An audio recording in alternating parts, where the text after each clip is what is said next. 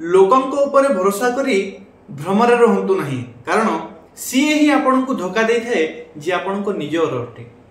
नमस्कार प्रिय दर्शक बंधु मु अमीय रंजन दास स्वागत जनाउछि आपन मानकु आपन मन निजर चैनल सरल ज्योतिष शिक्षा को। प्रिय दर्शक बंधु आजिकार ये वीडियो धनु राशि रे जन्म जातक व्यक्ति मानक पई बहुत खास थे तो मोर प्रत्येक वीडियो आपन को पई खास होई थाए किंतु यही वीडियो धनु राशि रे जन्म जातक व्यक्ति मानक पई किछि अलग प्रकार खास कोन स्पेशल रहिछि से भितरे आपन वीडियो रे जानि परिबे।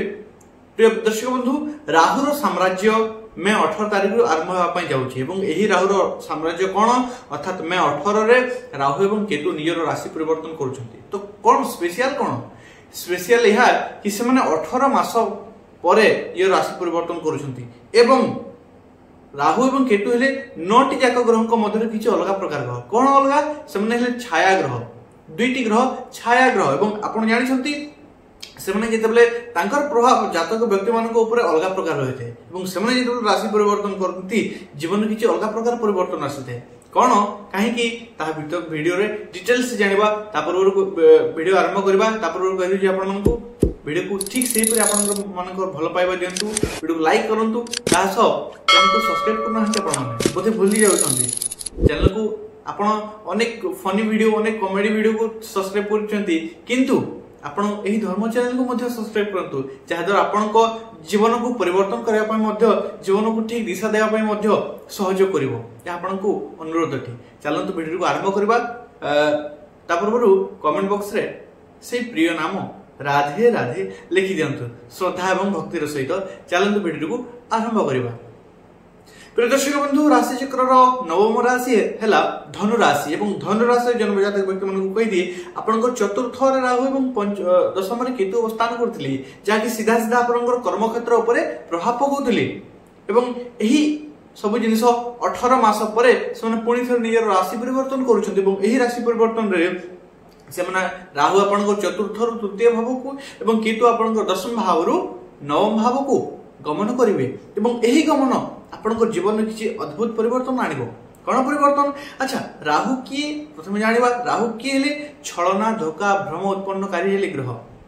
आपण देखिबे वर्तमान जो मोबाइल चलछि डाटा इंटरनेट सोशल मीडिया सबुत्र पावरफुल जिंस वर्तमान जहा किछि होछि एआई सब किछि रो माया जाल जहा किछि होछि ना धोखा रडी छलना सब किछि रो मालिक हेले राहु कारकत्व ग्रह हेले राहु तास केतु किए तार ठीक विपरीत राहु मन उत्साह प्रदान कर केतु तार ठीक परिवर्तन केतु हेले असंतुष्ट कारक केतु हेले माया जाल मुक्तिर कारक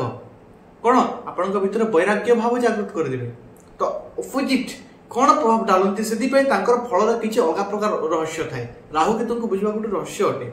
बंधुगण यही परिवर्तन में जो राहु आप तृतीय भाव को जी तृतीय भाव में किंतु राहु बहुत पॉजिटिव फल दियंती कहीं तृतीय फलटी भावटी है भागदौड़ परिश्रम भाव एवं राहु से जिनस एक्टिव करती कौन आपण जीवन में भागदौड़ तो आरंभ करते आप रेडी हो जातु आप प्रस्तुत हो जातु निज को भागदौड़ करने कारण यही समय आपण जीवन में भागदौड़ वृद्धि ही हे छोट छोट यात्रार वृद्धि हे आपण कम होता है कि अन्य जिन आपण जीवन में भागदौड़ वृद्धि हे आपण थाबा रही पारिबे नाही गोटे स्थान रही पारिबे नाही अनेक ट्रैवलिंग मध्ये समय वृद्धि हेबो एवं ता आपन राहु करेबे तासो तार मध्ये सफलतार मध्ये जोग रहिछि राहु जते आपन तृतीय भाव को जिबे आपन जीवन में भागदौड़ वृद्धि करिवे आपन यात्रा छोट छोट ट्रैवलिंग जेतो नौ भाव को दृष्टि देउछन्ती बड़ ट्रैवलिंग जन्म स्थान दूर जागा मध्ये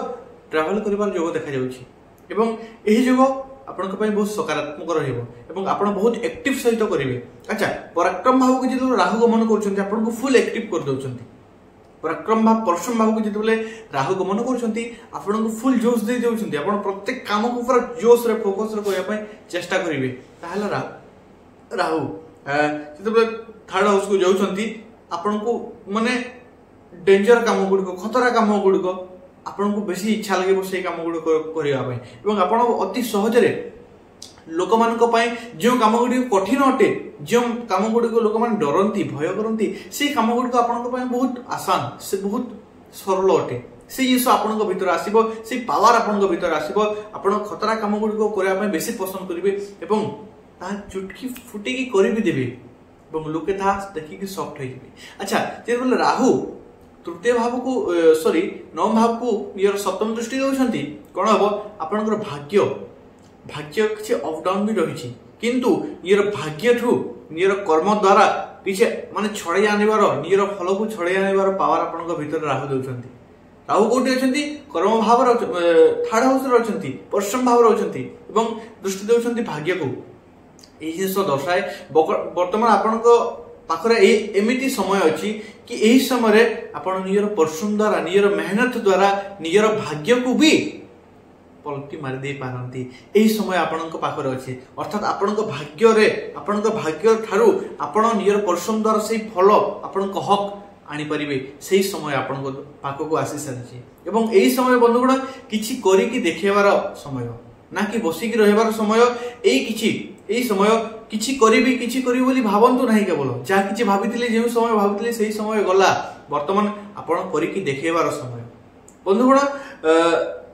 राहु जेतेबेले आपनकर एकादश भाव को दृष्टि देबे आपनकर इनकम भाव को आय भाव को तो आय क्षेत्र मध्ये आय वृद्धि हेबो एवं